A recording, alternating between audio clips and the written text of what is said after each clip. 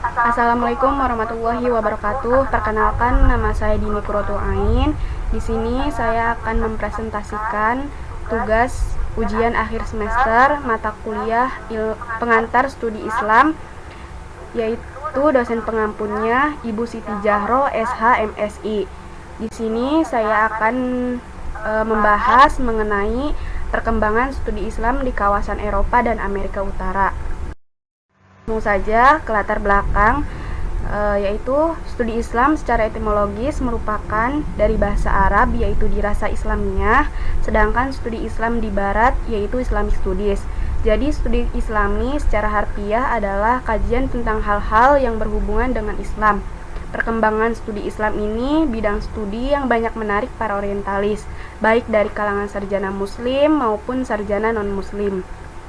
Karena dari hasil penelitian para orientalis, studi Islam banyak sekali manfaatnya yang dapat diperoleh, baik dari pendekatan, metode, ataupun hal-hal yang berkaitan dengan pembelajaran yang berkaitan dengan studi Islam.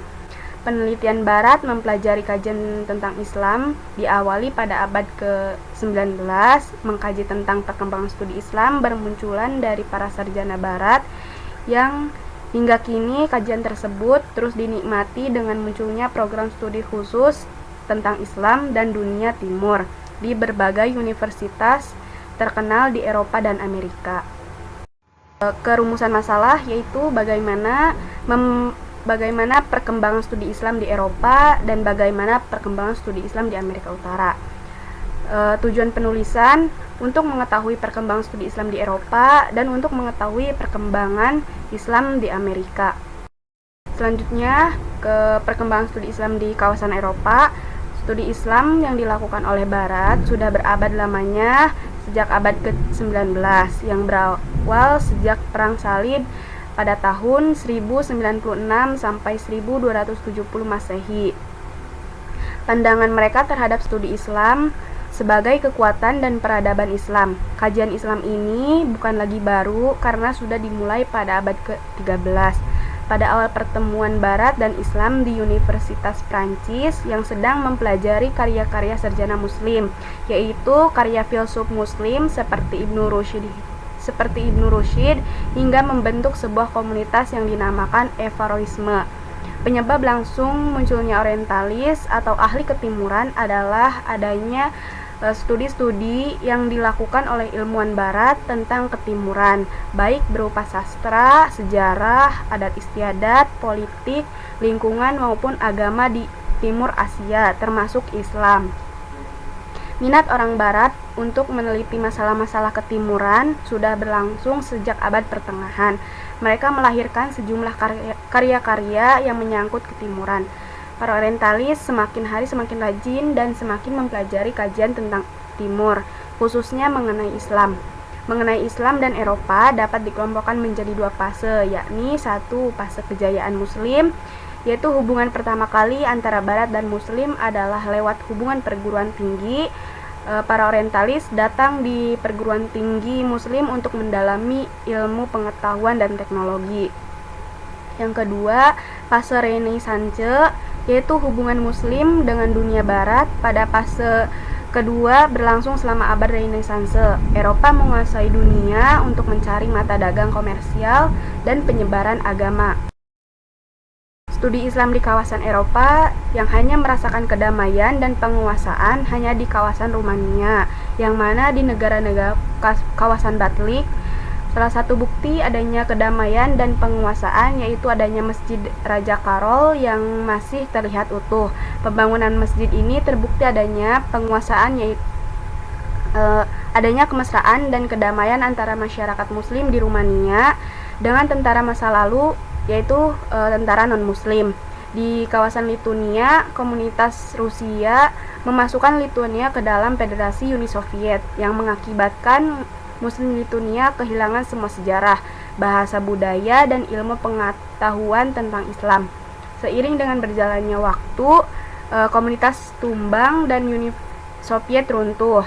Muslim mulai mendapatkan kebebasan di kawasan Lituania untuk menjalankan ibadah. Masyarakat Muslim, terutama orang tua, dan mulai memasukkan anaknya ke madrasah tempat pengajian untuk mengajarkan sejarah eksistensi etnis Tatar di Lituania. Ini dikarenakan telah adanya perubahan politik dan Muslim pun tidak tinggal diam. Dengan itu Muslim memanfaatkannya dengan baik. Studi Islam di Barat bermula dari perkembangan studi bahasa Arab dan studi ketimuran seperti Arab, Turki, dan Persia pada sekitar abad ke-16. Belanda menjadi negara di Eropa Barat yang memiliki perhatian tinggi terhadap dunia Islam. Salah satu universitas yang banyak melahirkan pakar-pakar dunia Islam adalah Universitas Leiden yang didirikan pada tahun 1575 oleh Pangeran William van Orange. Selama ini Barat adalah untuk mengkaji studi Islam dengan 4 pendekatan, yaitu pendekatan yang biasanya dipakai dalam humanisme, dan yang kedua pendekatan yang biasanya dipakai dalam divinity school, yang ketiga pendekatan yang biasanya dipakai dalam social science, dan yang keempat masuk pada area studies. Dalam buku Studies of the Middle East, Leonardo Binder mengungkapkan bahwa para sarjana Barat menekankan pada pendekatan area studies dalam mengkaji Islam. Pendekatan ini merupakan kajian dengan disiplin filologi, di mana pengetahuan tentang bahasa dan sejarahnya merupakan dasar utama untuk menjelaskan terhadap teks. Selanjutnya, perkembangan studi Islam di kawasan Amerika Utara. Amerika adalah salah satu negara yang sangat maju dan berkembang dalam bidang apapun. Perkembangan negara di Amerika yang memiliki latar belakang sejarah, geologi, ekonomi, dan politik. Dalam sepanjang sejarah masyarakat Amerika, kebanyakan beragama Kristen. Penganut Islam di Amerika semakin bertambah. Masyarakat Amerika memiliki rasa keingintahuan tentang Islam, dan dari sana mulai banyak yang masuk Islam.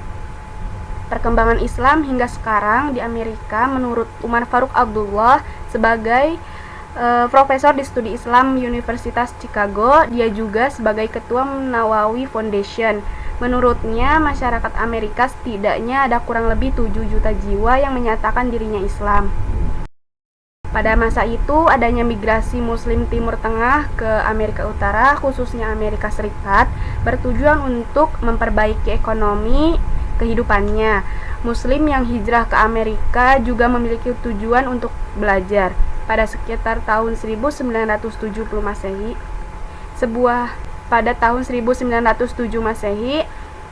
sebuah organisasi Muslim mulai dibentuk di New York yang bernama American Mohammedan Society. Sepanjang tahun 1918, gelombang kedua migrasi Muslim di Timur Tengah ke Amerika Selatan.